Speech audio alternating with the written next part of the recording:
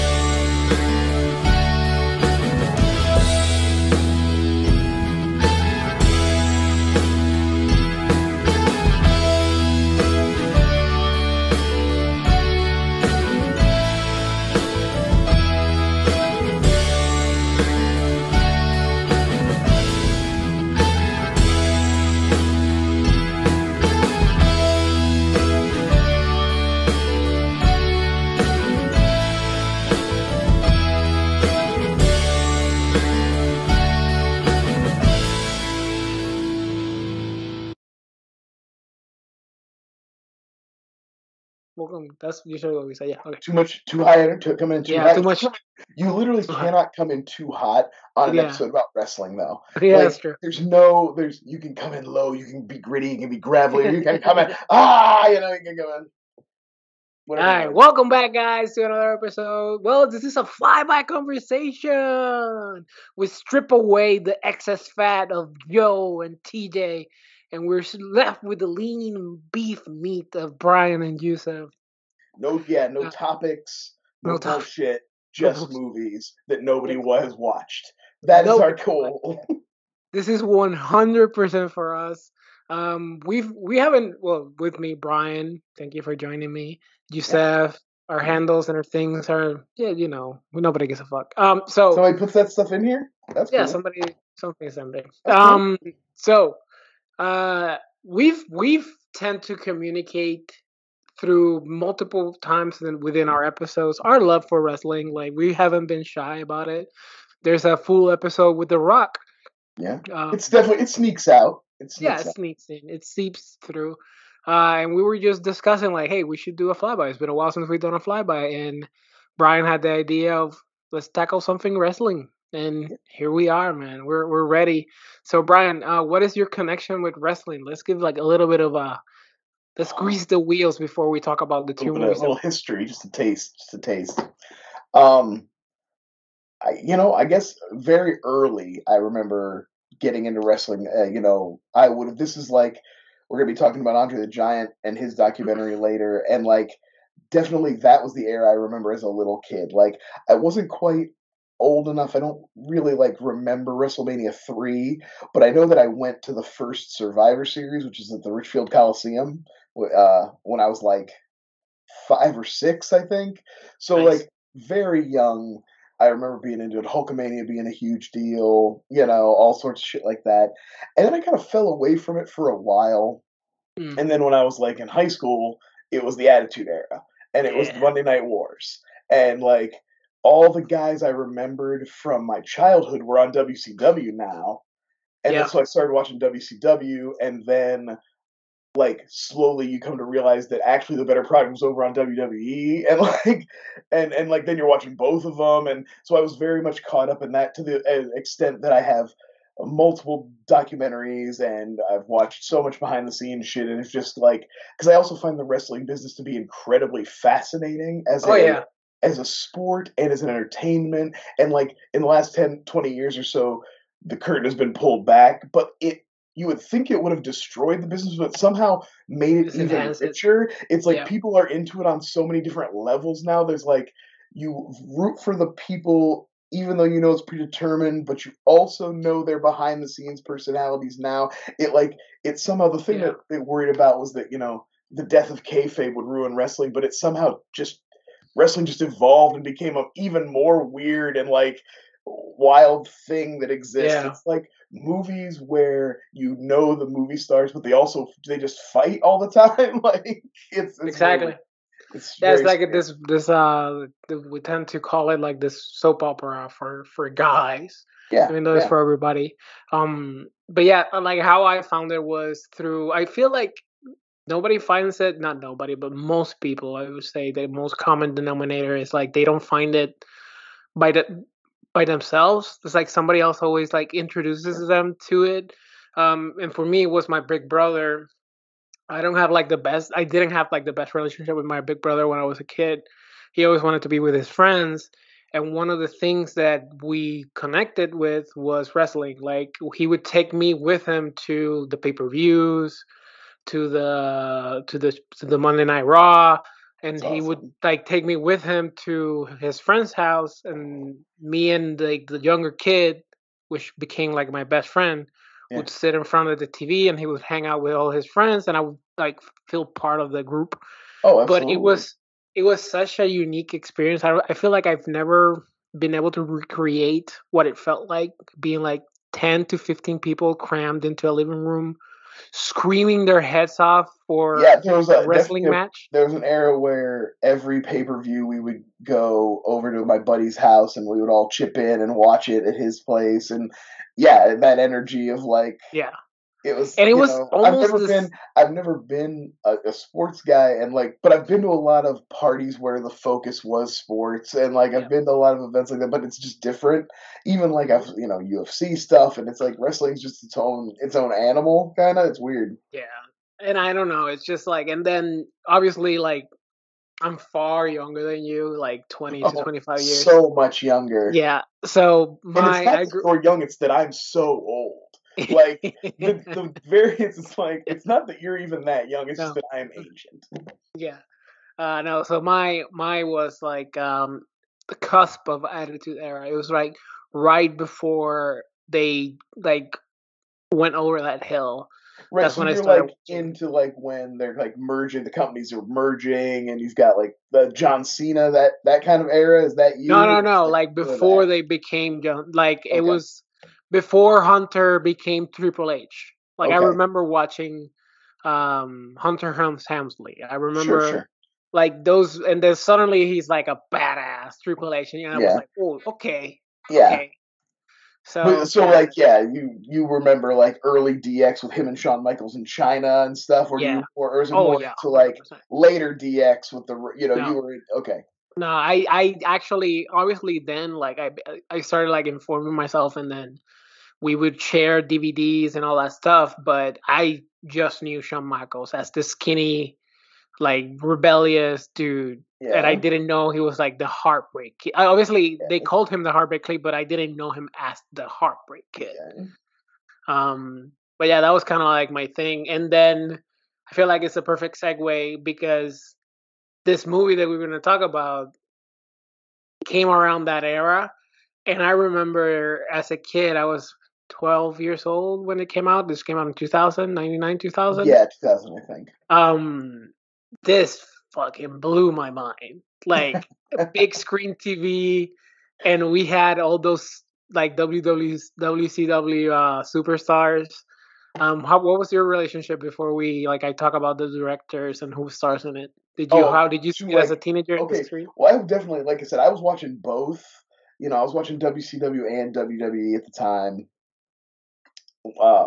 So I was very much up to date on what was going on with WCW, and by 2000, they were on the decline. Like they had their best days were behind them for sure. Yeah, So like this was definitely a kind of a desperation maneuver in some respects, to the point even where they put the belt on David Arquette in actual WCW. Like he won the title as yeah. like part of the promotion for this movie at the time, which for a long time made people hate David Arquette and say he was the worst champion of all time, which made him crazy and train and go and be a real wrestler for some reason as like a Well, 50-year-old man.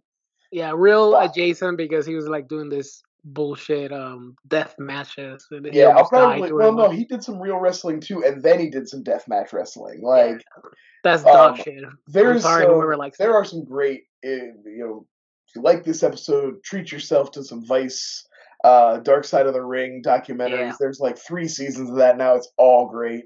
But anyway, yeah, so I was very in the know when this movie was coming out. Like I was very like aware of it and stuff when it was on its way. Yeah, so I remember watching it, and so on screen and seeing all those wrestlers. I like, fuck yeah. So it was directed by Brian Robbins. You may know him from he's Can't the be anything good. director. It can't be anything good. He's the director of Norbit, Good Oh, Burger. Um, I saw another one, The Shaggy that Dog, that and makes Meet sense though. Dave. That's the level this movie operates at for Yeah. sure. Like So he's like Meet Dave, even the Norbit. way it's shot stuff, that's like Yeah. the way this movie looks. It looks like um the 2000 Scooby Doo live action Scooby Doo movie. You know what I mean? It's Yeah. shot like that. However, the writer Stephen Brill, he has some hitters. He wrote Mighty Ducks, Mighty Ducks 2, Heavyweights, and Mighty Ducks 3, and Little Nicky, which Okay, but he wrote those in like the early '90s. This is like yeah, 10 years after that, he so he's tapped out. losing a step. Yeah, Let's he put it lost it. out there. And it stars like Have we we even said mentioned. the name of the movie yet, or have we said? Yeah, Ready to Rumble. Okay, We watch. I mean, it's in the title. you, But yeah, you saw the graphic. Joe probably put a beautiful graphic with maybe my head on Sean William Scott's head, or no, yeah. it's not Sean William Scott. Sorry, it's Scott Conn. So David Arquette, Oliver Platt, Scott Conn, Rose McGowan are like the main. Well, no, and Joey I was Pantoliano. gonna say, totally had blanked that Joey Pants or Rose McGowan was in this movie. Yeah, Both a Rose, huge especially Rose surprise to me. McCann. And Martin Landau. It was a great performance. Yeah, I love him as well. They basically star. playing Stu Hart. Yeah. And they're so David Arquette and Scott Conn are basically like this huge, kind of like deadbeats, and they're just obsessed with wrestling, and their life is going to shit. And their favorite wrestler, which is Jimmy the King, played by Oliver Platt, the great Oliver Platt. As Um, much as I love Oliver Platt, though, how great would it have been to have the actual King as yeah, the King, right? If you had Jerry Lawler in this movie, that's that true. would have ruled. He could have done it too. He was still active at this in this time. He could have done it. Yeah, but how tall is Jerry? I mean, I bet he's six Because they foot. showed him, spoiler, but right, but they show him in the documentary, and Hmm. he didn't look that tiny next to No, I Andre. mean he's probably over 6 feet. That's the thing about wrestlers; they all are like they're not normal people. You can't judge them Yeah, how they look next to each other. They're yeah. enormous, all of them. So, so yeah, Oliver Platt is the favorite wrestler. Everybody, not everybody, but most people in the WCW hate him because he's like full of himself. He's a Yeah, drunk. he's just a guy who's been on top for too Yeah. long, kind of thing. So the owner, was it Joey Pants, betrays him through DDP, right? DDP, DDP, yeah, DDP. which I used to love him. Like, Oh, I like DDP, and I like his life trajectory has been awesome. You know, yeah, he's saved some doing lives. I yoga mean, now. R.I.P. Scott Hall, but he helped him get healthy before he Yeah, passed. Like he did a lot of work to get him on the right track. yeah, he has like a very successful yoga program now, Yeah, like helping a lot of people and making money. So yeah, good good for for him. him. Hey, he found a gig after his, good for him. But yeah, it's weird because it's like he was almost always a good guy on WCW, but he's played a bad guy in this. Yeah. This movie's And so weird with the way it treats the wrestling business because they make a point to show you at the beginning that it's worked, that it's like predetermined, and they talk to each other, and they work with each other, and then in the very first match they switch it all up so that everything from then on is kind of played as real. It's so yeah. weird. So the reason why I kind of stopped on DDP is like I was like looking information, and somebody asked him in an interview not so long ago, like, how was it working in that movie? And he was like, I had fun because I was basically playing myself. So it wasn't like I wasn't like stretching myself as an actor. I was just doing myself. But that he had a lot of problem with the ending, and he pitched the ending in where like it's almost like an end credit scene where the king and him run into each other in the parking lot after the entire match is done, after everything is done, and they hug and they're like happy, and then Scott and David Arquette are like, no, I'm sorry, not yeah, Scott Conn and David Yeah, Arquette are Scott like Conn, you got it. confused. It's like, oh no, what? They're friends? What the hell's happening? Like, did the king play us? And then they both laugh and they shake hands and they go like, "Welcome to the business, kid." Yeah, Like that everything would have was been an fake. excellent ending. That would have been really cool. because it would make sense because I have a lot of it notes, and it's like, why are they training for a leg 4? They're clearly gonna kill each other. Like they're talking like, oh no, we're still gonna focus on the fundamentals, but they're actually gonna kill each other. So yeah, they betray the king. They strip him of his belt, and the duo just essentially like boosts his ego up again, and they help him train again to regain the title.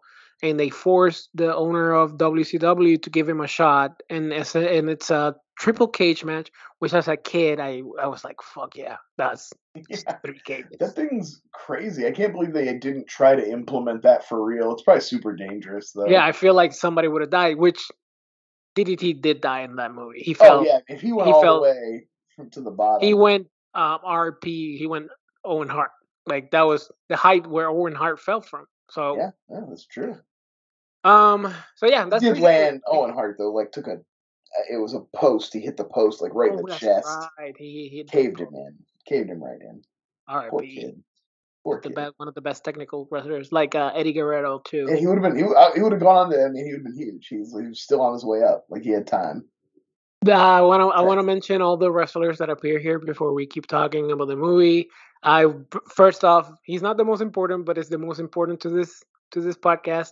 Bam Bam was in the movie. Hell yeah, featured prominently. Actually, Yeah. I was like, hell yeah. Yeah. When they do the what was it called? Hold on, I wrote it down because it was something that I thought was cool.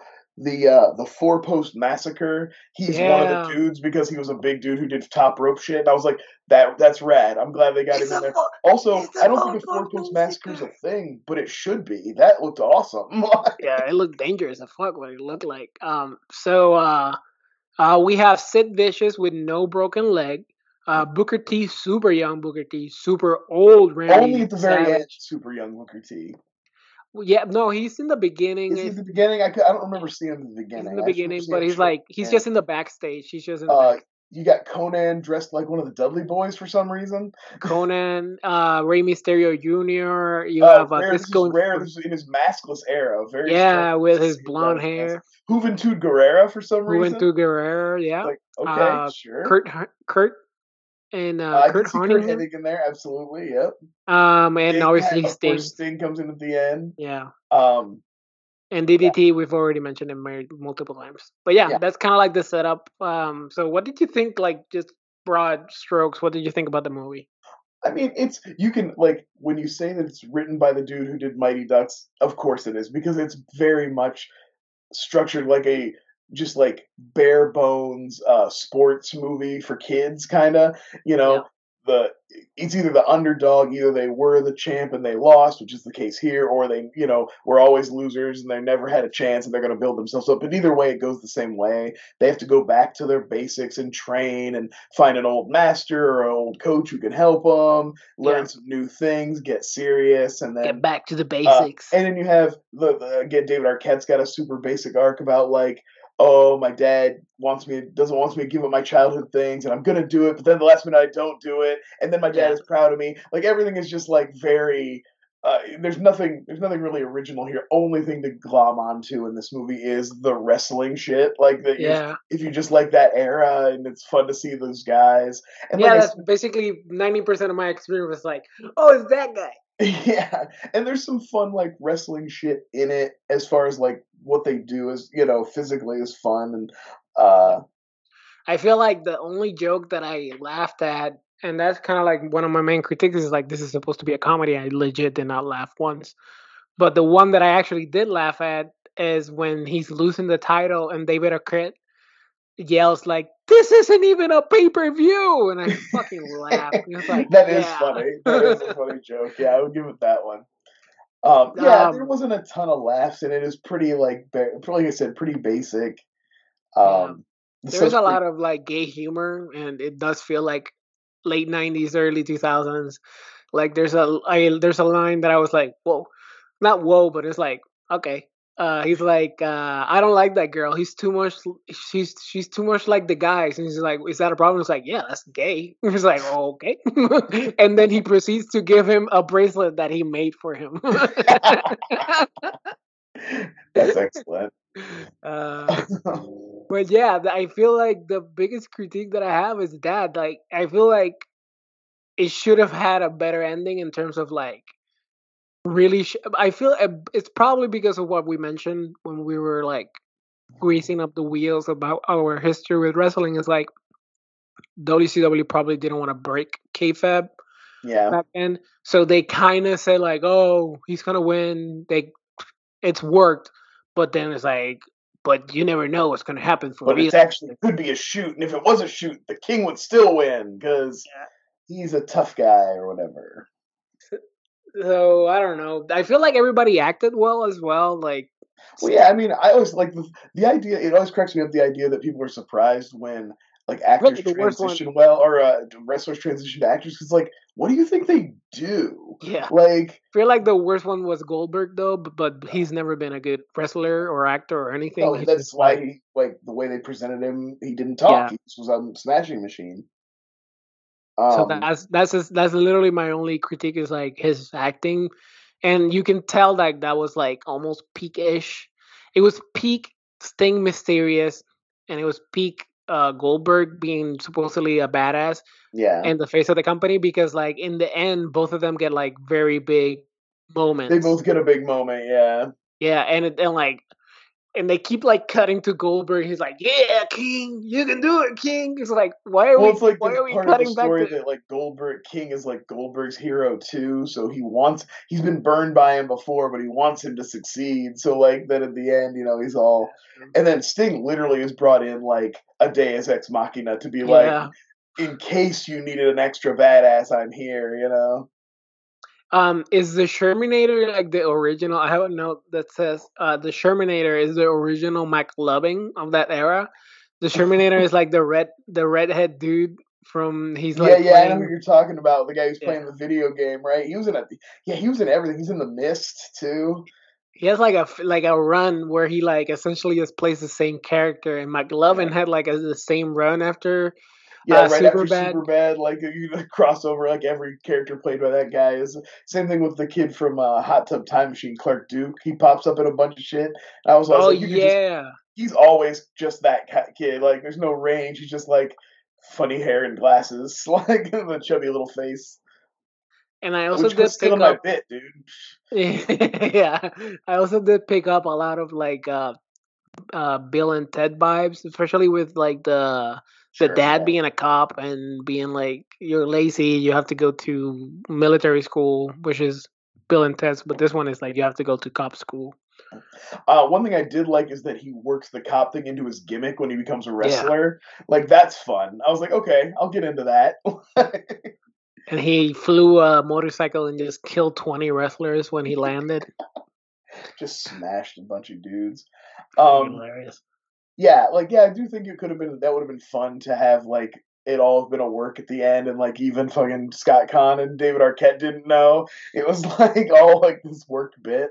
He's like, no, I knew I need to get in shape, and like if I kept kayfabe, I knew you guys would keep me honest and make me do it, so I kept doing Yeah.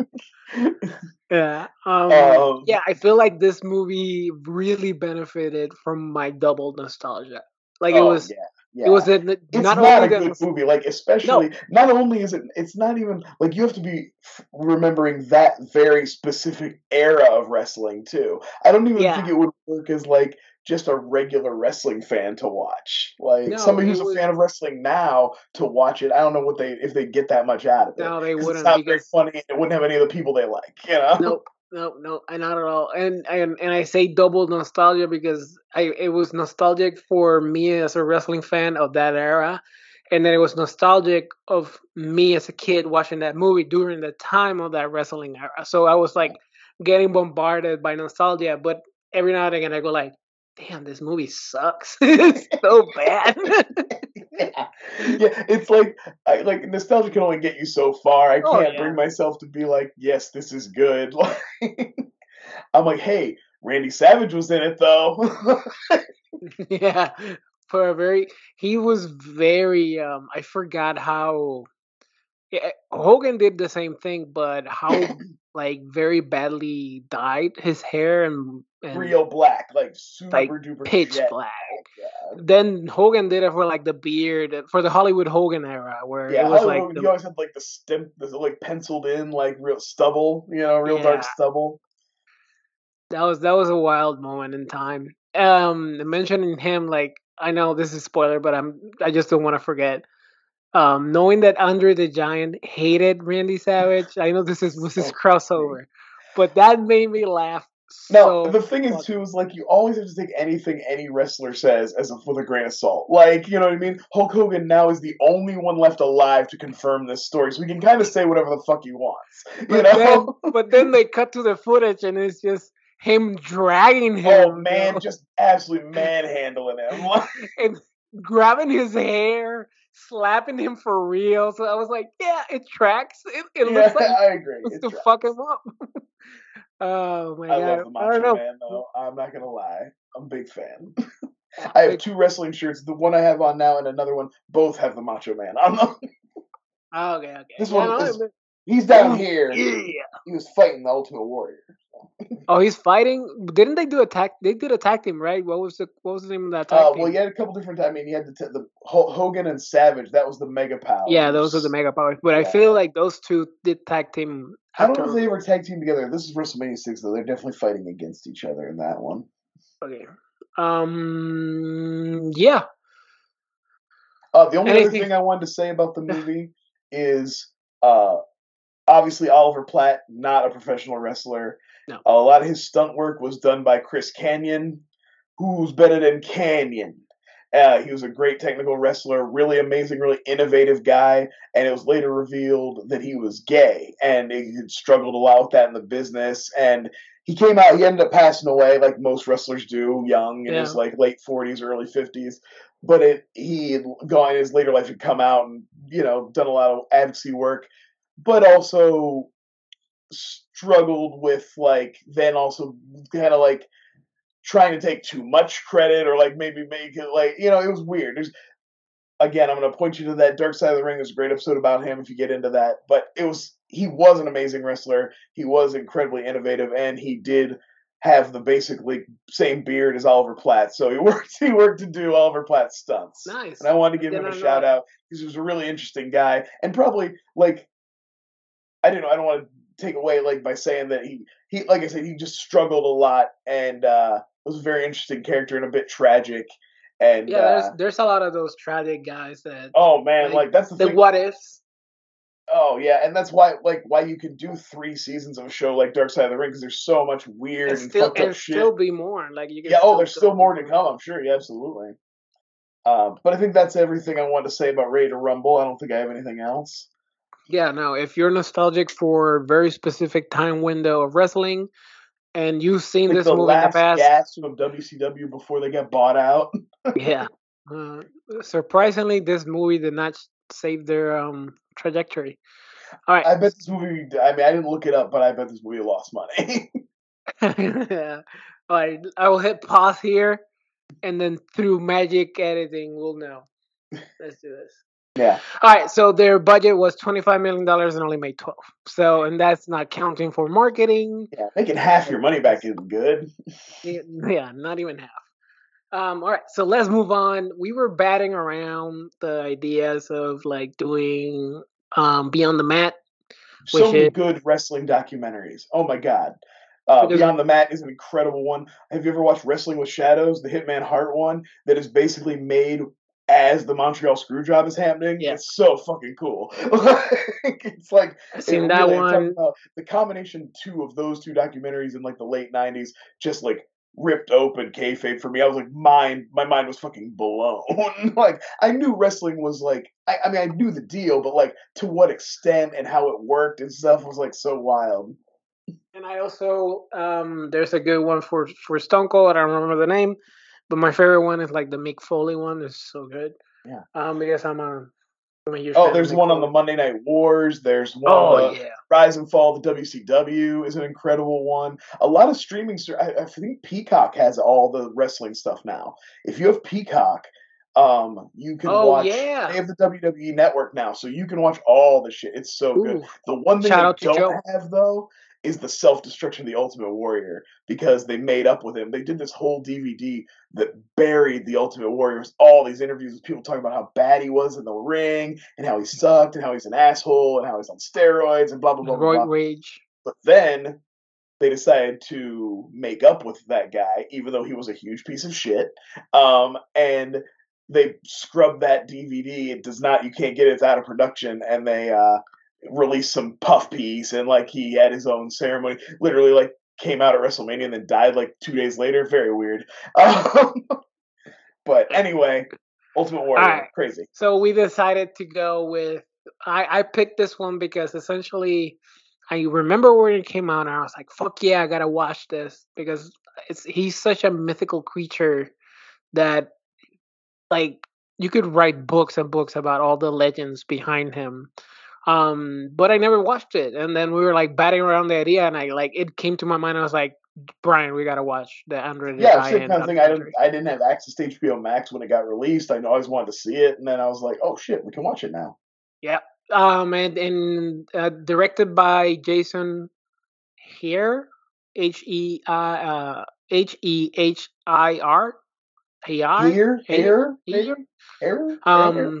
My apologies. Jason, if you could leave in the comments, yeah, like please, a phonetic comment. Spelling, that would help us out. Or tweet or at you can us. DM us. Take a little video of yourself saying your own name. Yep, please. We're gonna edit that in here real quick, right? If he would expect us. He's the same director as The Last Dance, that other documentary that took the world by storm because nobody was doing anything else than being inside of their homes. The same reason Tiger King took the world by storm. Yeah. We were bored as shit. We were bored as shit. And this documentary is like packed with good interviews, like Arnold, Carrie Elways, Robin Wright, Robin Rayner, Billy Crystal, his brothers.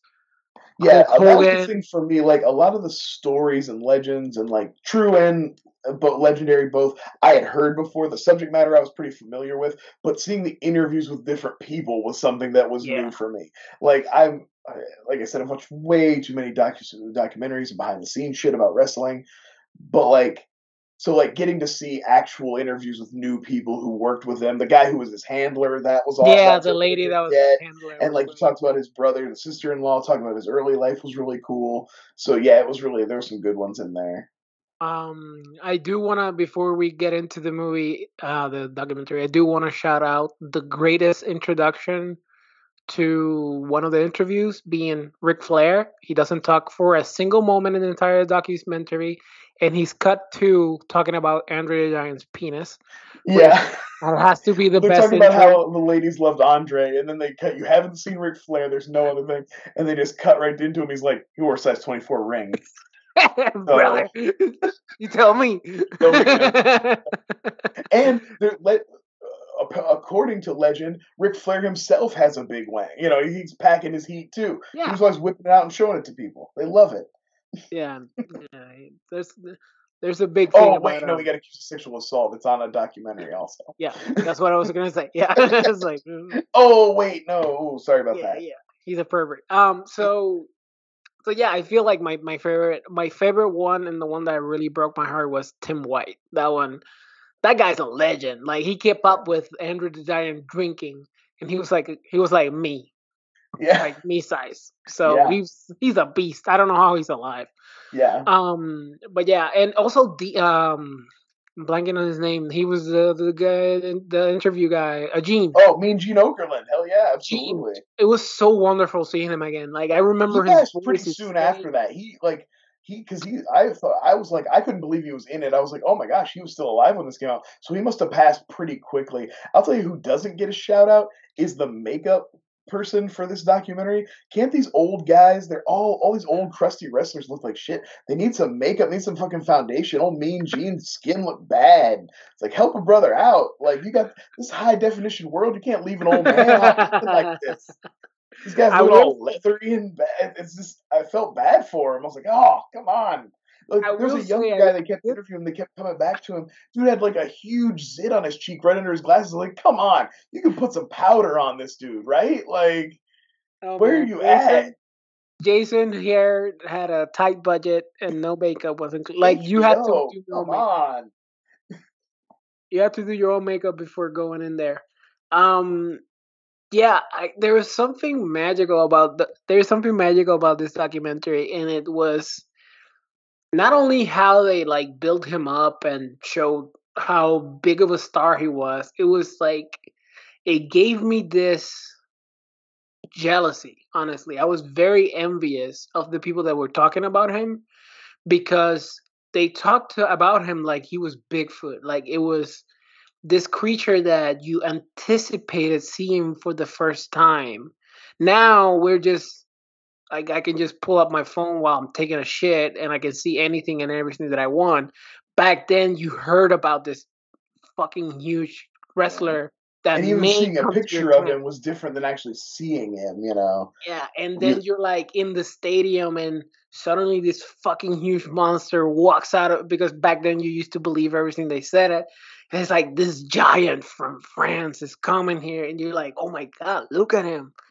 Like I just cannot imagine like living back then and having that genuine surprise of seeing him yeah. walk into the wrestling and then just fight six wrestlers because he would fight in brawls all the I'm not time. gonna lie, I've often wished I was a rube. There is a level of like they get to enjoy the world in a different way than Yeah, us, you they have know? that twinkle in the eye. Yeah, they're They're so not as innocent. jaded They're and so tired. pure. Um, there's so much good stuff in this one. I love the run about his farts. Yeah, Um, they did not repeat. They talked about him. There's a segment that's actually a little poignant where they talk about how the world's not made for Andre and like yeah, how he never and like 14-hour flights to Japan and he would have to go in the back where there was like no people and they would put a bucket and he would piss in a bucket and they would yeah. dump it because he couldn't go in those tiny stalls and it reminded me of my favorite story about Andre the Giant that I had ever heard was that again he was in Japan and the little tiny the rooms are small everything's small over there like Yep, not only is the world not made for Andre the Giant but in Japan, they legitimately make everything smaller. So yep. he couldn't fit in the bathroom, so he laid out newspaper and took a shit in the middle of the floor.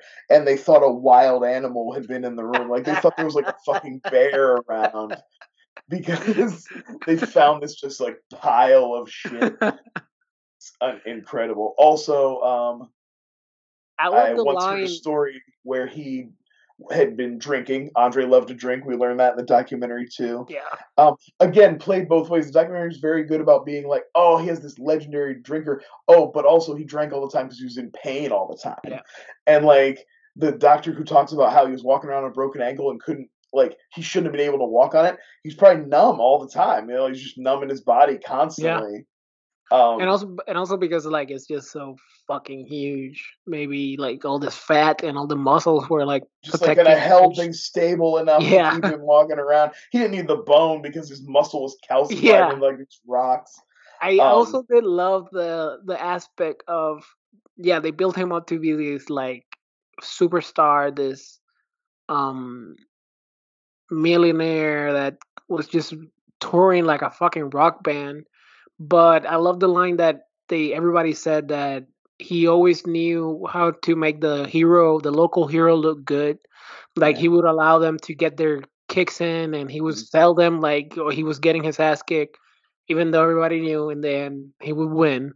Yeah, like But WrestleMania 3 is billed as like the first time anybody slams Andre the Giant because it's good because that's good PR. But like yeah, fucking Jerry King Lawler slammed him in Memphis. You know what I mean? yeah, Like he would go and if Andre liked you and he liked working with you or whatever, he put you over in your own territory. That was his whole deal. yep, Like and I like the way they acknowledge that too. They're like Andre the Giant's a great attraction, but if he wrestled every night, people would stop coming to see him. So you yep, works a week or 2 weeks in your territory, and then he bails out and he goes somewhere else, and he becomes a huge star. You know, he's just like this monster lumbering across the country, smacking people around. Like, yeah. And he has to be making so much fucking money because they in one scene he's talking with Gene. I think it was the interview where they put his hand next to his face, which is and just he puts it over. I always like he's putting it over people's faces, just their yeah, heads so just wild. disappear. And he's like, yeah, I spent $67,000 on travel tickets this year alone, going everywhere. And it's like, that's back then. Yeah, that's That's back crazy. then. If you can pay 67,000 just on travel, imagine how much he was making just to cover all that expenses. Well, it's like he bought that ranch and then he just like paid people to live there. He Yeah, was like, just he live had some there. friends. He's like, just live here, keep the place running for me, so that when I come back, everything's good to go. Like, I feel like the piece of information that really broke my heart, like there's multiple moments where I was like, oof, this is pretty rough. But I feel like the one that really like I didn't expect to hear and I didn't expect to like affect me is like when the doctor told him like we can stop the growth, we can essentially like cure you and you can live a normal-ish life. And he was like, no. it said it would arrest. He wouldn't grow anymore. He would still have Yeah, whatever issues, yeah. but he wouldn't continue to grow and put more pressure on himself. And he was like, no, because this is my job, this is who I am, and I don't want anything. Like he What if I'm essentially not was the like, giant without this like hormone? What if I lose my energy? What if I lose my power? What if I so lose? wild. It's so wild because and you think at that point he would have like a normal person, like somebody that didn't have their identity wrapped around that aesthetic of you, that mutation, right? It's a mutation of the gene. Yeah, absolutely. Um, would have said, yeah, fuck yeah, cure me, Well, that's what please. I mean. That's the Big Show. You're talking about the Big Show. He Mm? was a guy. He was young. He just like Andre. He in his teens started getting huge. They found out he had the acromegaly. It was like it's basically like something. It's usually like a growth, like pushing on your pituitary gland and forcing it to create more hormones. And they stopped it, and that's why he's always been about. I mean, he's put on weight. He's gotten heavier and thinner throughout the years, but he's never like if you watch Andre from the time he starts out wrestling, you can tell his body is continuing to grow and Yeah, change. no, especially like his face is Yeah, tends gets more dysmorph. yeah, Um, and another thing that affected me a lot was like because it was very bittersweet was during the conversations about Princess Bride. Like I yeah, knew that he was struggling, but not to the level that he couldn't even carry Robin right. right. This is Yeah, all the wild. stuff he's supposed the whole idea is that he's a giant, he's super strong, but like he He can couldn't barely do like walk to move. he had trouble doing the fight with Carrie Ellis. He had fun, he couldn't catch Robin Wright. He couldn't do any of that stuff. And that's like when you see him, as a kid watching the WrestleMania 3 footage, it's like legendary. But when you watch it now, you see how he can't really move around the ring without holding on. He's always got one hand on the ropes or one hand on a person. He's always steadying himself with something. He's got such limited range of motion and stuff. Yeah. It's really painful to watch. But again, like the beginning, like it was so joyful because you know the story. You know that they're setting you up to hit you with the right Oh, punch. obviously, yeah. But the beginning is so much fun. Like the way Getting they to talked see about Andre him. the Rock Star as like in the Yeah. '70s, fucking the big hair and the fucking huge pants, and then leaning on the gigantic car, It so was fucking so cool. much fun, man. And again, that I I was watching it on my laptop while my wife was watching something else, and I couldn't stop fucking laughing when the with the Randy Savage, but he also mentioned that he hated the Iron Sheik as well, Oh yeah, and then that doesn't surprise me at all. The Iron Sheik would come over like, hey boss, can today what are we gonna do today? He's like, get out. Oh, I love it. And him playing cards. It's like I feel like he knew, like outside of a gun, nobody could touch him. So he just walked Yeah, with this atmosphere, like everything has to revolve around me. But the thing that broke my heart is like he knows that it revolves around him. But when Vince made him a heel, couldn't handle that shift of because he was like 30 years of being adored and suddenly people are booing you and hating you. yeah, yeah, yeah. I can't imagine. Like, I can't imagine what that was like. Do you feel like Vince was kind of caught Vince holding back the truth? Because he was like, oh, in the end, he was hating me saying that I used him, and they And then asked they him ask like, him if he remembers his last conversation with him, and and he he's says like, he "Oh, doesn't. I was I like, don't I know, think you do. you do, I think you do. and you did use him, motherfucker, because he told you he had his bad fuck, and Of he's like, you're all the like, nope, people you should never trust, you oh, should it's never Vince. trust Vince McMahon. Like, of all the liars and snakes, you should never trust. I didn't even believe the tears, to be honest with you. I was like, I think Vince McMahon can create those tears on command. He cried in the Undertaker documentary too. Like, I think I think Vince McMahon Vince McMahon cries when he thinks about how much money the Undertaker made him. He's like, oh my god, the things I bought with the money that He's Undertaker. yeah, he's the same man that put his daughter in a rapish kidnap storyline Oh with the yeah, Ghost Undertaker. Fighter. Later, he wanted to have an incest storyline with his daughter and Yeah, have her so have I a don't baby. trust The him. dude's fucked. He I don't loves trust him. toilet humor. He's such a weirdo creep. He's just such a weird fucker. I mean, the man. Don't get me wrong. He's a genius, but there's a reason that we talk about a mad genius, and that's what Vince Yeah. McMahon is. He's fucking dangerous. Like, Yeah, but the drinking, it's it's to a proportion or to a percentage or to a degree, however you want to frame it, that is so unimaginable. Like the amount of alcohol that human being yeah, what do that you think his his liver liver. was like when he died? Yeah, It had to be like enormous, right? It was it a had to huge be right because fatty all thing. yeah, it's just like just like a alien in there. It had to Yeah, be like something outside of like a the alien guy. Like the processing the so what Quato no the alien, the designer, the one that designed the alien. Giger. Yeah. It's Oh my god, I blanked on his name completely. it's yeah, like I just the amount like Yeah, he's like, what was it? Ric Flair said, "Oh, one night I was there when he drank 240 beers, something like that." And I was like, "What the I think it was like 124 beers or something like that. 124? Still insane amount of beers. Or drank Insane." like they said on they brought a case of wine in the Princess Bride and he killed like 20 bottles of wine. Yeah. Rob Reiner was like, "Oh, I feel like I'm." he told Rob Reiner he doesn't get drunk, and Rob Reiner was like, "I'm putting that shit to the test. I'm bringing in It's like, I'm bringing in 20 bottles of wine. And then It's he like had a I'm dealing drunk with a Andre the drunk, Giant on his hands. a drunk Frenchman, a drunk giant on my hands. Yeah, it was a great documentary. Honestly, I had a blast. It was so funny. It was so much fun. Tim White broke my heart, like him crying and then saying, "I wish I was there with him when he died. He died alone. Yeah. His father passed away. He went to France." And like the photos that they showed, he looked so sick. He looked Yeah, so him with his ill. family, like at the funeral, at the service or whatever. Yeah. Yeah. And the brother's like, oh, I want to say, like, this documentary caught me off guard because obviously I know his French, but I didn't expect it to be in French in the beginning. So I was Yeah. like washing dishes, and like I hit play, and I was like, oh fuck, I gotta pay attention in this. Yo, damn, I gotta watch this shit now. Damn it.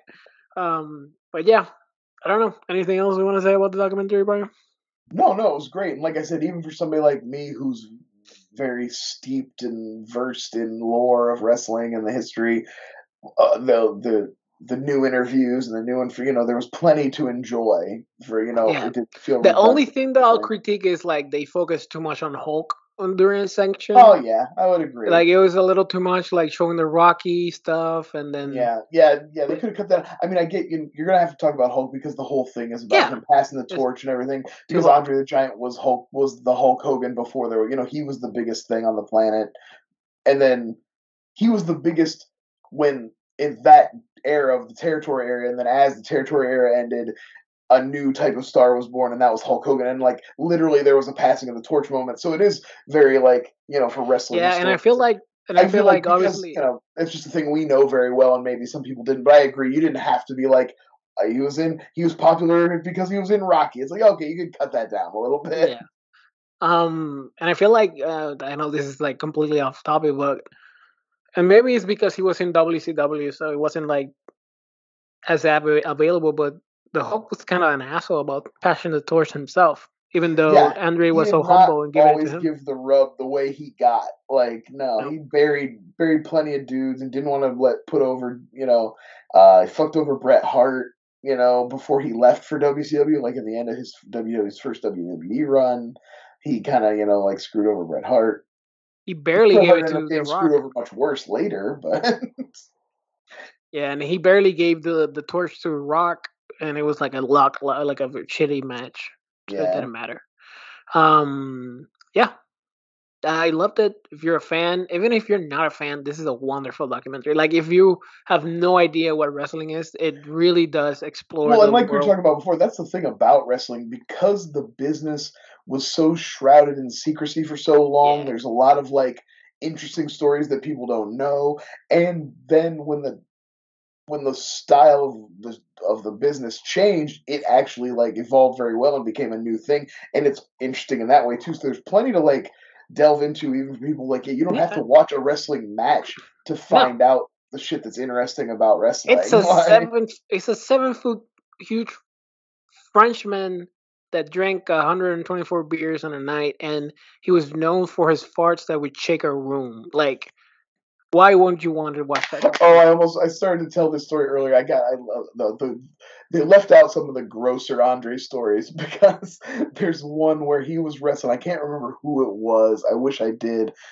But the night before, he had been drinking tequila and clamato juice. And if you don't know what clamato juice is, it's clam and tomato, just like it sounds, clamato.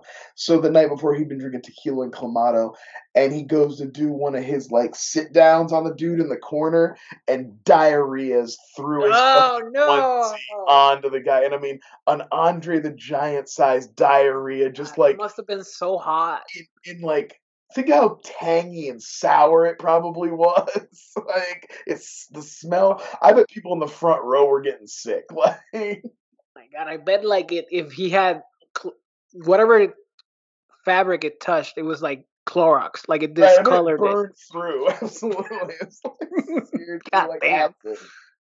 All Oh, right. So yeah, Ready to Rumble. icon. If The you're man was an nostalgic, icon. yeah, no, he's a legend.